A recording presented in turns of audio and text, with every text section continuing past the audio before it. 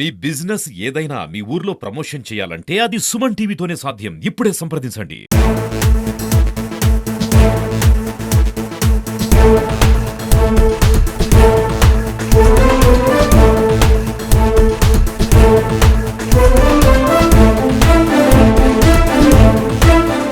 ఈరోజు CM relief ఫండ్లు పంపిణీ చేయడం జరిగింది. దాదాపు 78 మందికి ఈరోజు సీఎం రిలీఫ్ ఫండ్లు పంపిణీ చేయడం 8 లక్షల రూపాయల వరకు. ఈ యొక్క ప్రక్రియ నిరంతరం సాగుతూనే ఉంటుంది. ఎవరు ఇక్కడికి వచ్చి వాళ్ళ యొక్క సీఎం రిలీఫ్ ఫండ్ బాధితులు ఎవరు వచ్చినా కూడా వాళ్ళ యొక్క అప్లికేషన్స్ ను పరిశీలన చేసి ఫార్వర్డ్ చేయడం జరుగుతుంది. ఇక్కడ నేను మీ ద్వారా మీడియా ద్వారా చెప్పాలి ఏంటంటే, ఎవరైనా బాధితులు డైరెక్ట్ గా రావచ్చు. ఏ విధమైన రెఫరెన్స్ లేకున్నా కూడా ఇక్కడ సీఎం రిలీఫ్ ఫండ్ కడప నియోజకవర్గానికి సంబంధించిన వ్యక్తి అయితే, అక్కడ ఓటర్ అయితే డెఫినెట్ గా సీఎం రిలీఫ్ ఫండ్ మీద పరిశీలన జరుగుతుంది. ముఖ్యమంత్రి గారు అందుబాటులో ఉన్న నిధుల ప్రకారం చూసుకొని వాళ్ళకి ఆర్థిక సాయం చేయడం జరుగుతుంది. డెఫినెట్ గా కడప కోసము, కడప ప్రజల కోసము, కడపలోని పేద ప్రజల కోసము, అలాగనే కడపలోని మన నగరాన్ని అభివృద్ధి చేసుకోవడానికి కంటిన్యూస్ గా నిరంతరంగా పనిచేస్తామని ఈ సందర్భంగా తెలియజేస్తాను. ఈరోజు 78 మందికి ఇచ్చినాను.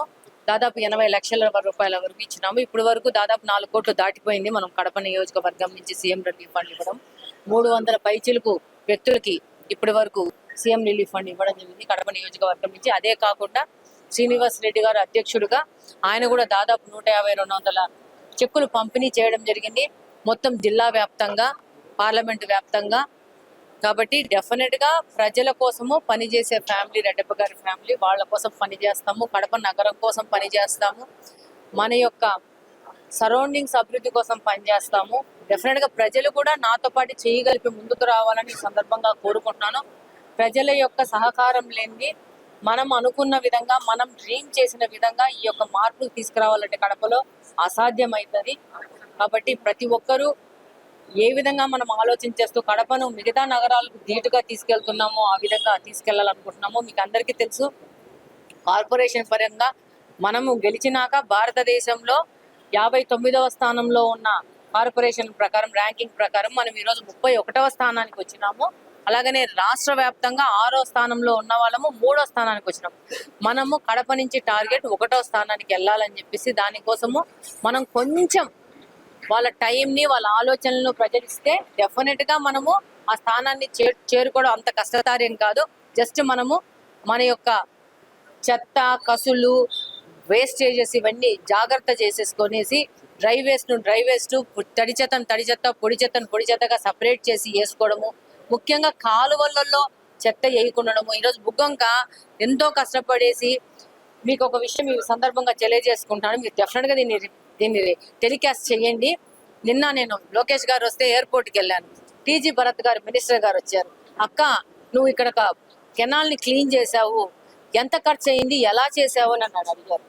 సో మా దగ్గర కర్నూలులో కూడా ఒకటి ఉంది, ఇంటి మధ్యలో పోతుంది, హంద్రీనివా కెనాల్ పోతా ఉంది. సో దాన్ని కూడా మేము క్లీన్ చేయాలనుకుంటున్నాము, ఏంటి ఎలా చేయాలని చెప్పి మమ్మల్ని అడిగి, అంటే రాష్ట్రం మొత్తము మన యొక్క కడప వైపు, మన యొక్క కడప బుబ్బంక క్లీనింగ్ వైపు చూస్తా ఉంది. సందర్భంగా గర్వంగా చెప్తున్నాను, ఇది కడపలో ఉన్న మనందరి సమిష్టి కృషి వలనే ఇది సాధ్యమైంది. ఇప్పుడు ఎక్కడెక్కడో కర్నూలు లాంటి ప్రాంతం, నెల్లూరు లాంటి ప్రాంతం, కాకినాడ లాంటి ప్రాంతాల్లో కూడా వాళ్ళ దగ్గర, వాళ్ళ సరౌండింగ్స్ లో ఉండి మురికిగా అయిపోయేసేసి ప్రజల యొక్క ఆరోగ్యాలు పాడు చేస్తే ఈ కాలువలు క్లీన్ చేయాలనే ఆలోచన కడప నుంచి మనం పుట్టించామంటే అది కడపలో ఉన్న ప్రజల యొక్క అంకిత భావంతో వీళ్ళు పనిచేసి బుగ్గంకను క్లీన్ చేసుకోవడం వల్ల. ఇక్కడ కొంతమంది కామెంట్ చేస్తారు, బుగ్గంక వల్ల లాభం ఏంటి? బుగ్గంక వల్ల క్లీన్ చేయడం వల్ల చాలా లాభాలు ఉన్నాయి. ఆ సరౌండింగ్ ప్రాంతంలో ఉన్న ప్రజలను అడిగితే చెప్తారు ఎంత దోమలు ఉన్నాయి, ఎంత దుర్గంధం ఉంది, దానివల్ల కరళ, మలేరియా, డెంగ్యూ లాంటి జబ్బులు ప్రబలే అవకాశం ఉంది. ఒక్కసారి క్లీన్ చేసాం, క్లీన్ గా ఉంది. ఎవ్రీ ఇయర్ మనం చిన్న మెయింటెనెన్స్ చేసుకుంటా పోతే పర్మనెంట్ గా మనం బుగ్గంకని క్లీన్ గా పెట్టుకొని ప్రతి ఒక్క ఆంధ్రప్రదేశ్ లోని ప్రతి ఒక్క ఊరికి మనము ఇదొక రోల్ మోడల్ గా కడపను చూపించుకునే పరిస్థితిలో మనం ఈరోజు గ్రో అయినామంటే ఇది డెఫినెట్ గా ప్రజల కృషి. ప్రజలు ఆలోచించుకొని పని చేసే వాళ్ళకు ఓట్లు వేయడం వల్ల ఇది సాధ్యమైంది తప్పితే, లేకపోతే మనం ఇలానే ఉండేవాళ్ళం, ఇంకా అధోగతికి కిందికి పోయే వాళ్ళం తప్పితే మనలో ఈ మార్పు, ఈ డెవలప్మెంట్ ఇదంతా రాదు. డెఫినెట్ గా ప్రతి ఒక్క పౌరుడు కడపలో ప్రశాంతంగా, కళ్ళు మూసుకొనిగా, సురక్షితంగా, ఏ విధమైన గొడవలు లేకుండా వాళ్ళ కార్యక్రమాలు, బిజినెస్లు, వ్యాపారాలు చేసుకునేదే కడప యొక్క పరిస్థితులు మార్చాలనే కృషితో ముందుకెళ్తామని తెలియజేస్తాం మనం. ఇంకొక 20 రోజుల్లో శామీరియా bridge, law college bridge plans, approvals everything ready అయిపోయినాయి. దానికి టెంకాయ కొట్టి మొదలు పెట్టేసేసి రేపు దగ్గరలో ముఖ్యమంత్రి గారు వస్తున్నారు. ముఖ్యమంత్రి గారితో దానికి శంకుస్థాపన చేయాలని ఆలోచనతో ముందుకు పోతాం.